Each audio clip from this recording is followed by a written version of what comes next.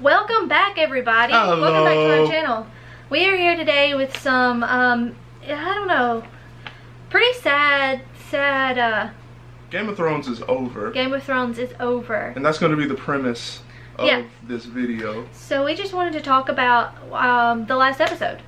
Last episode of Game of Thrones. Give our opinions on the final episode of Game of Thrones. The final episode ever. And so we were unhappy with the last season. Just the writing. Lots of people. But, I mean, George R. R. Martin told them what the end was going to be. Doesn't matter. So, I mean, the end is pretty much the end. It doesn't matter. So, we are going to go through the last episode bit by bit and tell you what we thought about it. Just to give our opinion, just give a quick little rundown on the last episode and how we felt about it. I have broken this down. Oh, you have? I broke this down. I watched the final episode again. Okay. And I broke this down into 5 parts. Okay. We have the damage. Okay. The victory. What's the victory? The sacrifice. The council. And the Starks win the Game of Thrones. What's number 2? The victory is number 2. What was the victory? Well, let's go through it. Okay. Alright. In the beginning, we start by Jon, Tyrion, and Davos walking through the city and seeing the damage. Yeah. Okay. We then see Jon and Grey Worm have some conflict. And then we cut to Tyrion going through the Red Keep, seeing the damage, going down towards the dungeon or wherever he sent Jaime and Cersei to see if hopefully they made it out. They didn't. He sees that and he mourns for the death of his siblings. I mean, we all assume Jaime, but I think both of his siblings. What did you think about this first kind of intro? I don't really think anything of the beginning of them walking back into the city and looking at the carnage. The thing that I'm going to go to is conflict between Grey Worm and Jon. The conflict that you're speaking of was Grey Worm and the Unsullied were about to kill some of the remaining Lannisters in the army because they obviously, I don't even know, they didn't even say it was because they weren't going to bow to Daenerys. They were just going to kill them because they worked for Cersei. Whoever was for Cersei. So they were just showing no mercy. Didn't even give them the option. Yeah. So that right there is, you know, goes along with everyone saying, oh, this is completely against who Daenerys is. And then Jon being Jon. I will say, Daenerys, and I've said this to you, we've seen signs of Daenerys not showing mercy, but we haven't seen signs of her being just like a dictator, basically. Like she, in history, she did not show mercy to people.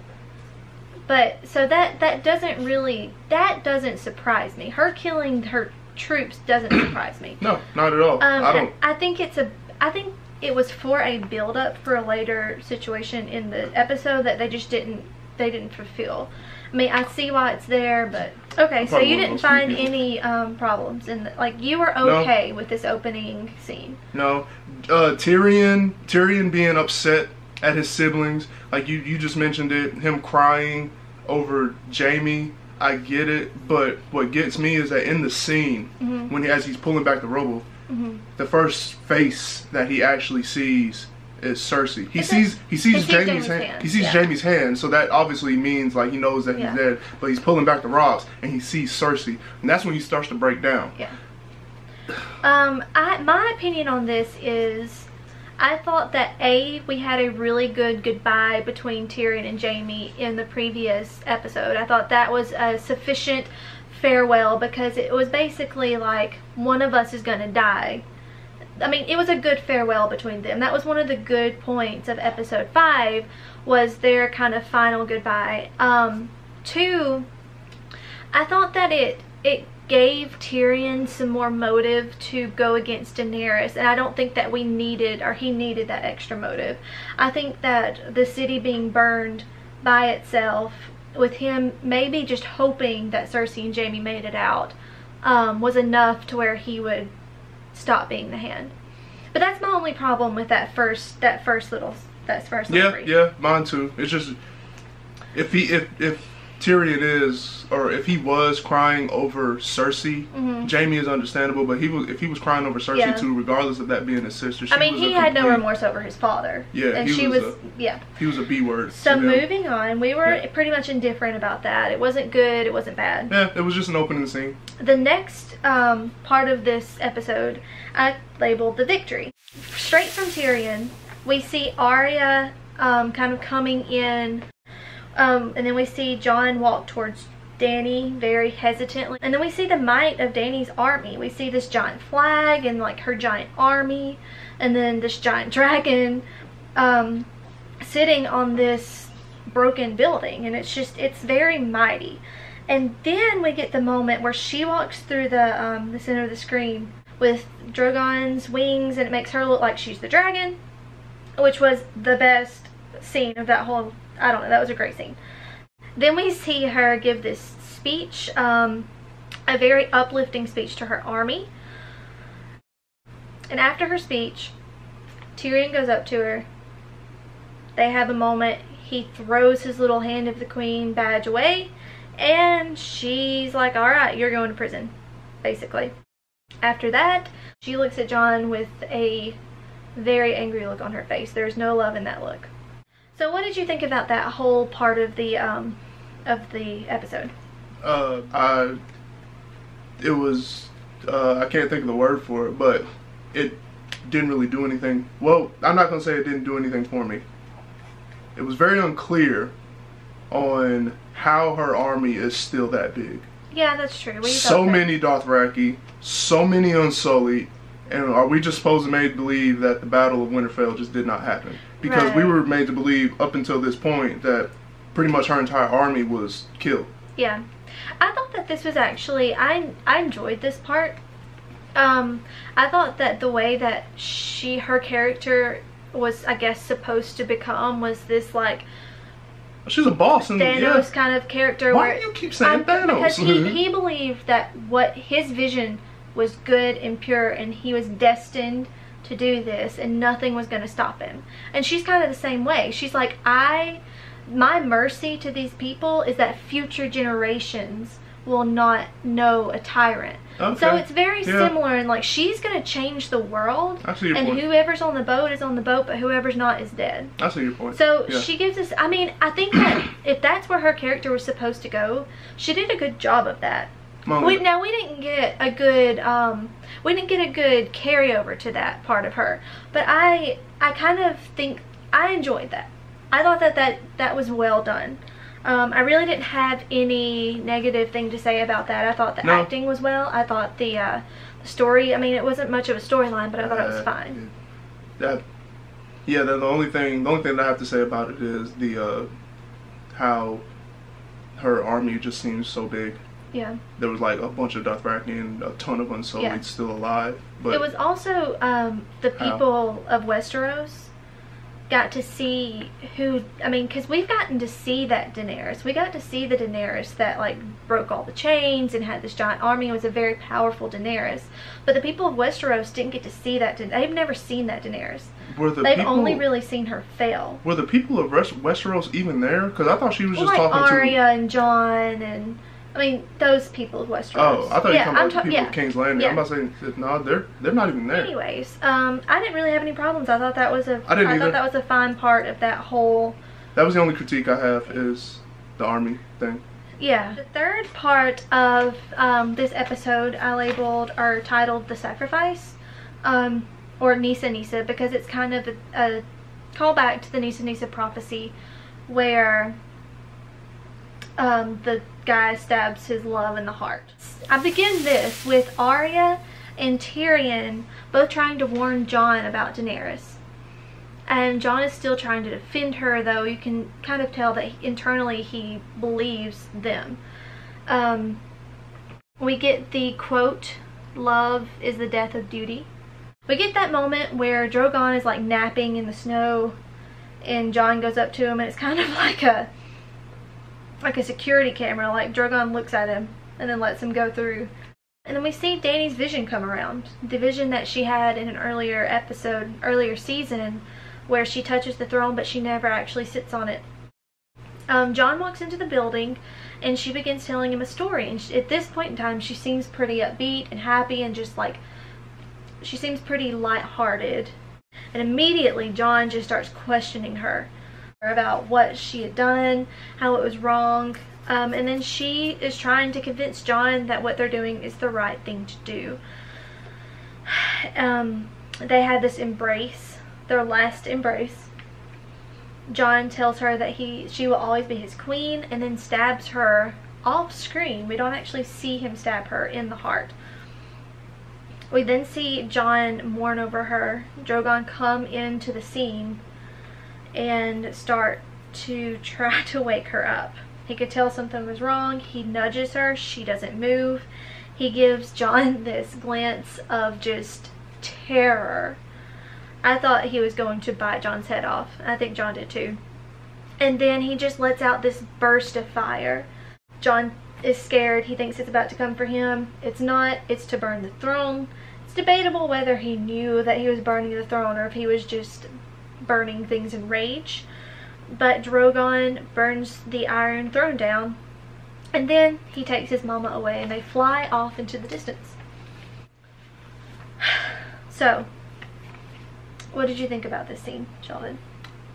I don't see a sacrifice in there. Well, I mean, John loved her. Yeah. But he sacrificed. His sacrifice was love.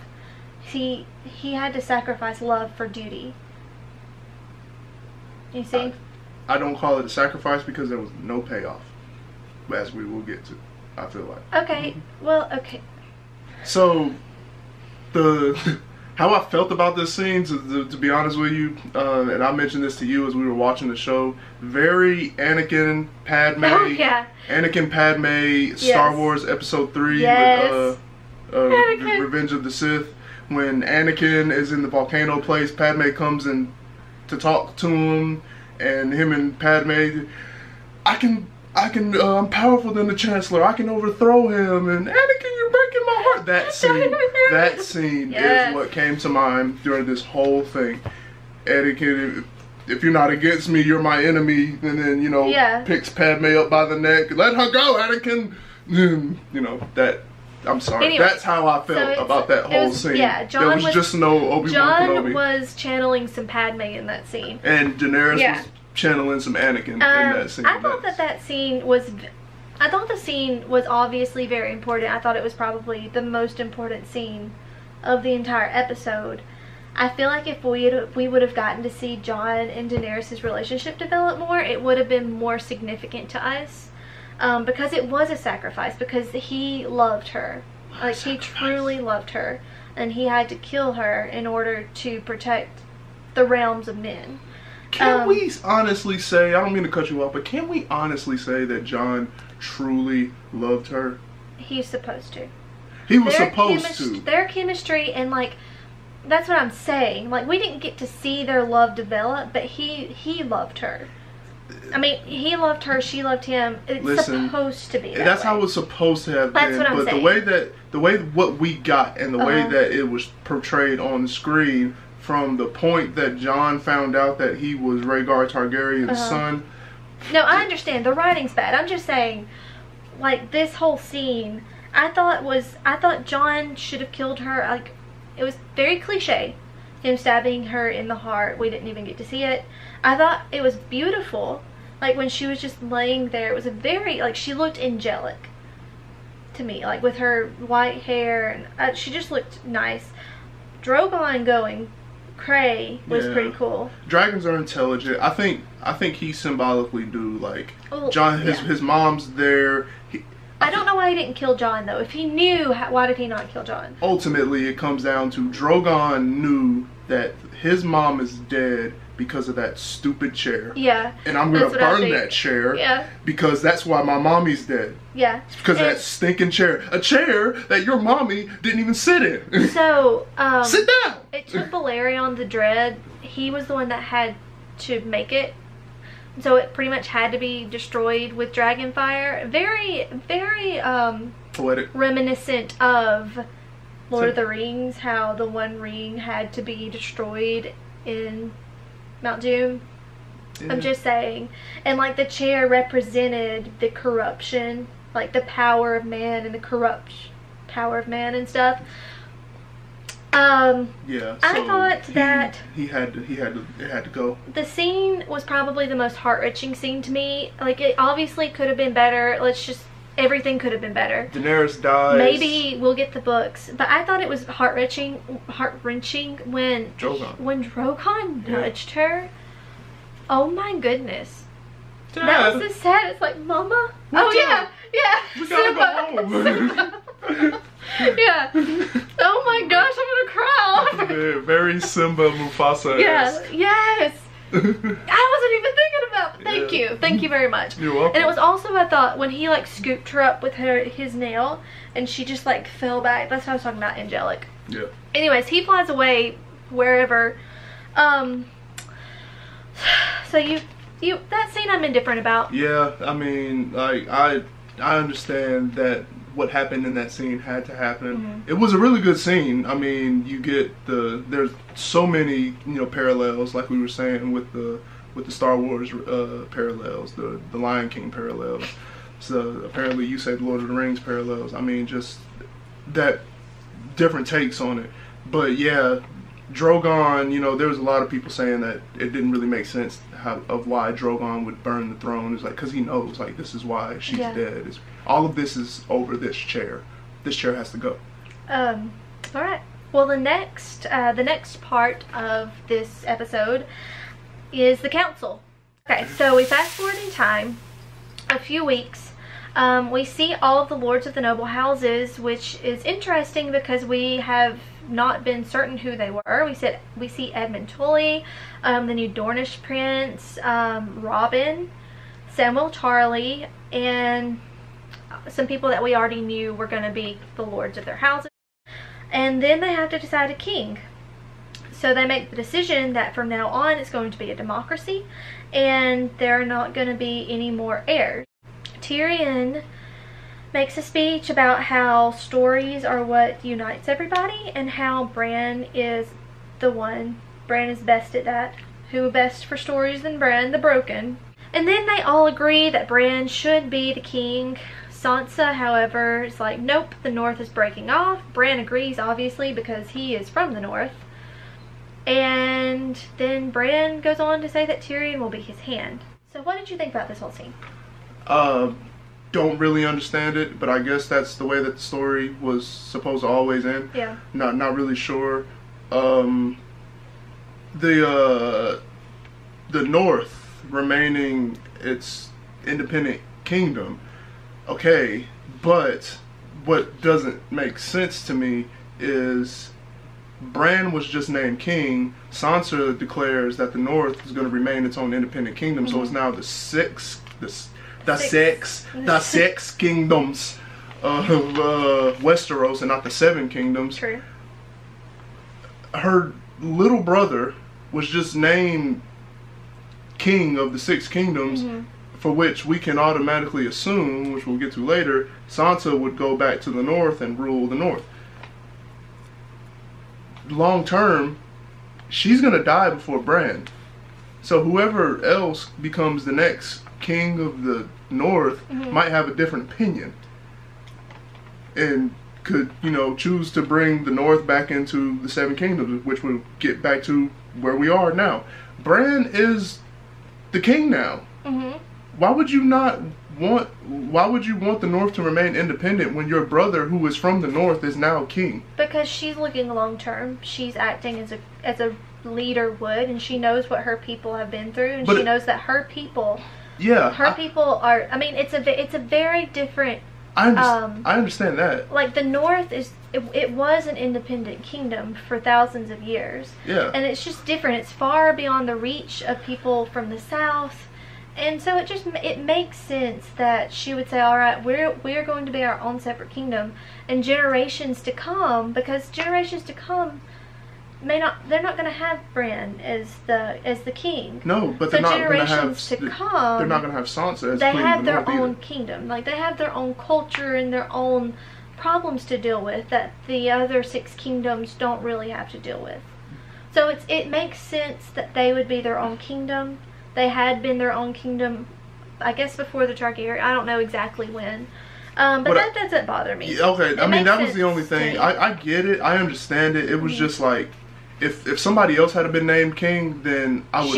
That would have made more sense to me. But given that her little brother was just named king, who was also from the north, and they're his people too, like, why would you still want to be an independent kingdom? But that's just my opinion. I've already given my opinion on Jon. That's pretty much all I can say. Yeah, I don't really have any problems with that whole scene. I thought it was fine. I thought Jon, it would have been nice to see Jon up there while they're all fighting over him. I don't know how Tyrion's up there, but Jon's not. Like, that doesn't make a whole lot of sense to me, but... Okay. I don't mean to cut you off. Sorry. I do have a problem with this scene. Because if it was always going to come, and this is an overall thing, if it was always going to come to Bran being king, what does it matter that Jon is a Targaryen and the rightful heir to... Oh, yeah, bring that up. Oh, we were going to get to that? Yeah, we were going to get to that. Well, I mean, they're naming the king, which is why I brought it up now. They're naming the king, but if he's the rightful heir, then that's another thing that... Ooh. Yeah, okay. So you were okay with that for the most part? Yeah, I don't really mind Bran. It's really confusing. Yeah, I agree. Bran, whose character has just been essentially just a waste of space. I assume, let me just say this, I assume that Martin would have gotten us there and may get us there if he ever finishes the books.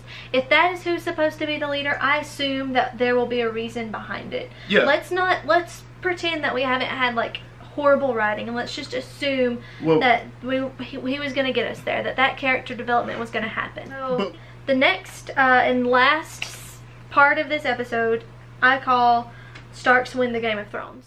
We see a Lord of the Rings style goodbye between Arya, Sansa, Bran, and Jon as they all go their separate ways. We learn that Arya is traveling west. Sansa is going to be queen in the north. Bran is obviously king of the Six Kingdoms, and Jon is going north of the Wall. Beyond the Starks, we see that Brienne is finishing Jaime's story in the Book of Nights. We see the small council kind of awkwardly come together. We see another Lord of the Rings reference with the book Song of Ice and Fire. Jon goes north. He meets up with Tormund, and he leads the wildlings back home. We also see Sansa getting kind of a coronation, and Arya actually sailing with Stark banners to the west. The entire episode ends with the wildlings going back home, walking back into the forest we saw in the very beginning, in the very first episode. Okay, Sheldon, how did you feel about this last part? Well, Bran coming in as king, it's fine. It was, really funny finally seeing it was funny seeing Bronn again, because said he was going to come back in final episode, just don't die. He's obviously the master of coin now, because he's a mercenary. So they put a mercenary in charge of the money. Doesn't make sense. Yeah, because it makes sense. He's a hired gun. It does make sense.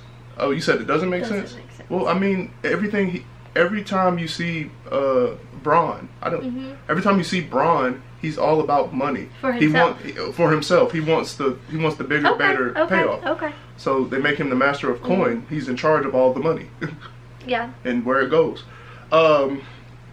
Archmaester or Grand Maester, Sam, that was really nice to see. The goodbye. The goodbye between the Starks. And you say the Starks win. They won the Game of Thrones. Okay. Because think about it. Jon is the commander of the Night's Watch and basically the king of everything north of the Wall. Was that mentioned that he was named Lord Commander of the Night's Watch? I don't think it was. Sansa's king of the North, and then Bran is king of the Six Kingdoms. I don't think they would make Jon Lord Commander of the Night's Watch. Maybe I read it. If he was going to live with the wildlings. So you go back to all all of his conversation and his connection with Tormund, said you've got the North in you, the real North. And Jon has always been essentially like a long lost wildling. So you can assume that he's leading the wildlings back into the wild, and he's going to stay there with them. If that's the case, then he's not Lord Commander. But the goodbye, going back to that, the goodbye between the Stark children to me, it was just very unfulfilling. Yes. It didn't seem like siblings were saying goodbye to one another. It just seemed like, the same goodbye that Jon had when he was leaving the North to go to the South, where everybody's mad that he didn't even give Ghost a hug. Yeah. It felt the same way. Yeah. It was, These are his siblings. These are his two younger sisters and his little brother. Right. The little brother that he, was basically super close to. He was super close to him and Arya. Yeah. And he developed a love for Sansa. And I just realized his and Sansa's goodbye was the closest out of all three of them. Yeah. And that doesn't really make sense to me. I wonder if it's just to kind of show us character progression. Character progression, yeah, because Sansa never liked Jon when they were kids. Yes. That was Catelyn in her. But yeah, character progression, yeah. Arya is a different girl she's a different girl now. Bran is a completely different character now, and he's the king, so he kind of has to bow to him. But I mean, that's a little weird to me. Grace, give me a hug, man. I know that you don't agree, but it is very, very reminiscent of Lord of the Rings. Okay, we can watch the scene. No, it's fine. Not right now. We're not going to make you watch it. I don't. Anyways, it's cool. Yeah, I'll talk about that whole scene wait a second. Yeah. I'll talk about that whole scene in just a minute. Let me tell you, I thought the Brienne scene was a highlight of the whole thing. I thought it showed her true character when she finished Jaime's story. Yeah. No, I mean, even though he hurt her, she finished his story, and her last words were he died protecting his queen, which I thought that had to hurt her so much, but she still wrote it to honor him. I thought the small council was very humorous. It's funny. They started talking about brothels in front of Brienne while Brienne's sitting there. And then the last scenes with the Starks all going for the role, I was okay with it. We saw Jon and Ghost reunite, which we all needed that after Daenerys and her dragon Ghost missing an ear. Yeah, Ghost can't hear on one side. Yeah. But I thought it was just very bad. Arya sailing away. You see the Stark. Who made the boat? Who made the boat? The Stark dire wolf at the tip of her boat and the banners. Sails, yeah. Sansa because Sansa always wanted to be queen. That's what she wanted. And now she is. Now she's queen, and that was a good scene. And then Jon going north with Tormund to be where ultimately we're made to believe Jon wants to be. Right. And okay. So I was okay with the scenes. Yeah. I was fine with everything, pretty much. As a whole, I'm sorry, were you fine with everything pretty much? Yeah, the only thing that I questioned was so you mentioned Arya has the ship now with the Stark symbolism on the front and on the sails and everything. Is she a captain? Because you get to after the council, you see them cut. You see Jon taking his sword. You see Arya with a telescope and a map. You see Sansa getting dressed, and you see Bran. You see Bran getting crowned. All of that stuff, and they're preparing for their own coronations, if you will. Yeah. Did they just name Arya a naval captain? I have no idea. I don't know. That was my thing. I think they just maybe gave her some boats and said, you can go do what you want. I mean, here's crew? Your trust fund, sweetie. And they gave her a boat and a crew. I don't know. Yeah, they didn't really describe that very well. She's a pirate now. Also, I think that it was mentioned somewhere that someone had sailed west and really didn't find much. So I'm not sure how I feel about that. I mean, her just going and being free, I'm fine with. Just Columbus. Yes.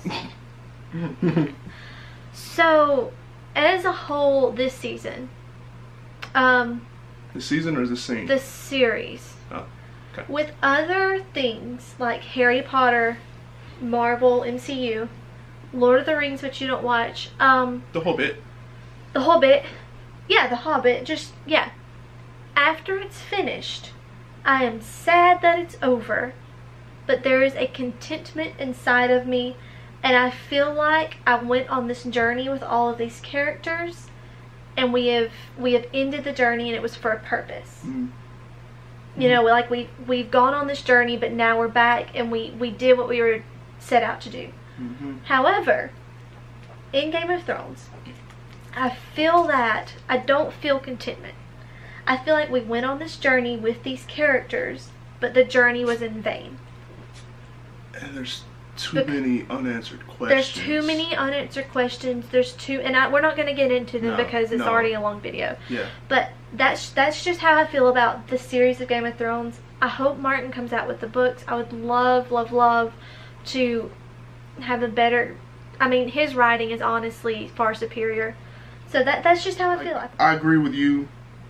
Usually at the end of something, especially something this big, you want to be left with content. You want to be left with, oh, like, you're sad. You're sad, yeah, over, but you're content. Exactly. Yeah. This season, because everything was and last season. Oh, well, well, just this season and last season, because everything was just so unclear. It felt rushed. A lot of things, if you've watched didn't make sense, my review, it felt cheap.